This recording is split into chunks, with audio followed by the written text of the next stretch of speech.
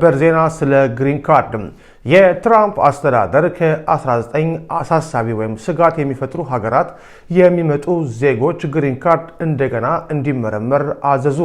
መረጃው ምንድነው? በአጭሩ ላቀርብላችሁ።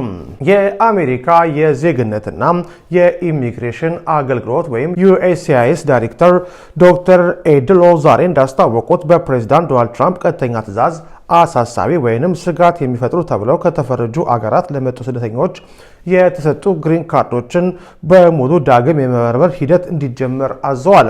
ዳይሬክተር ኤድሎ በኤክስ ገጻቸው ላይ በፕሬዝዳንቱ ትዕዛዝ አሳሳቢ ከሆኑ ሀገራት ለመጣ እያንዳንዱ የውጭ ዜጋ የተሰጠውን እያንዳንዱን ግሪን ካርድ ሙሉና ጥብቅ ዳግም ምርመራ እንዲደረግበት መመሪያ ሰጥቻለሁ ሲሉ ጽፏል። CNN አሳሳቢ የተባሉት ሀገራት የትኞቹ እንደሆኑ ላቀረበላቸው ጥያቄ USCIS በሰኔ ወር በፕሬዝዳንታዊ አዋጅ የተዘረዘሩትን 19 ሀገራት ዘርዝሯል። እነዚህ 19 ሀገራትም አፍጋኒስታን፣ ኢራን፣ ሊቢያ፣ ሶማሊያ፣ ሱዳን፣ የመን፣ ኤርትራ፣ ሄይቲ፣ ቬኔዙዌላ፣ በርማ፣ ቻድ፣ ኮንጎ ሪፐብሊክ፣ ኢኳቶሪያል ጊኒ፣ ብሩንዲ፣ ኩባ፣ ላኦስ፣ ሴራሊዮንና ቶጎ እንዲሁም ቱርክሜኒስታንን ያካትታሉ። ከዚህ ስም ውስጥ ኤርትራ አለችበት፣ ኢትዮጵያ ግን የለችም።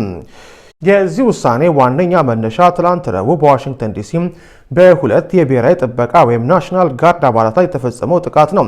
ፕሬዚዳንት ትራምፕ ጥቃቱ ከተፈጸመ ከሰዓታት በኋላ ከበፊቱ የባሰ ጥብቅ የሆነ የኢሚግሬሽን ቁጥጥር ለማድረግ እንደ ምክንያት ጠቅሞበታል።